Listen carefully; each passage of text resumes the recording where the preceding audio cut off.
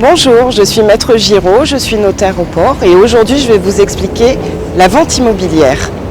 Lorsque vous décidez de vendre un bien immobilier, il y a un ensemble de pièces à déposer chez votre notaire. Si vous êtes donc vendeur, il faudra détenir votre titre de propriété, il faudra détenir également le plan. Par exemple, si vous vendez un terrain à bâtir, il faudra le plan de bornage. Il faudra également, s'il s'agit d'une maison d'habitation, ou bien d'un appartement, les diagnostics immobiliers. Par exemple, les termites, le diagnostic amiante si votre construction date d'avant 1997. Il faudra également, si la maison a plus de 15 ans ou l'appartement a plus de 15 ans, le diagnostic électrique et bien sûr, pour un appartement, le diagnostic mesurage. Si votre maison détient une fosse, il faudra également le diagnostic du SPANC.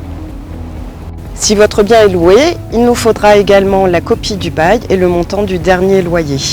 Du côté de l'acquéreur, nous allons avoir besoin de vos conditions de financement, c'est-à-dire le montant maximum que vous allez emprunter, le taux maximum que vous allez accepter et qui sera accordé par votre banque, et bien sûr la durée maximale. Si vous êtes acquéreur d'un terrain à bâtir, il faudra transmettre au notaire pour la rédaction de l'avant-contrat votre projet de construction, c'est-à-dire la construction d'une maison de type F4, surface plancher de 120 m² par exemple.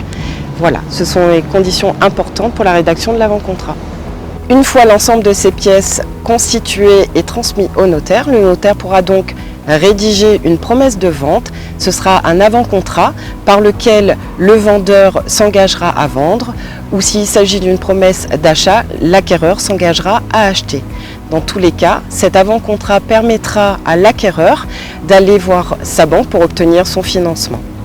Une fois l'avant-contrat signé, le notaire se chargera de demander l'ensemble des pièces administratives pour pouvoir constituer le dossier de vente final. Une fois la réception obtenue de ces pièces administratives, la condition de financement, c'est-à-dire l'offre de prêt pour l'acquéreur, on pourra procéder à la rédaction de l'acte définitif. Lorsque vous décidez de vendre ou lorsque vous décidez d'acheter, n'hésitez pas à contacter votre notaire, le rendez-vous est gratuit. Il sera là pour vous rappeler toutes les conditions que je viens de vous énoncer et de vous dire exactement les pièces nécessaires en fonction du type de bien que vous allez vendre. Voilà, nous restons tous et toutes à votre disposition.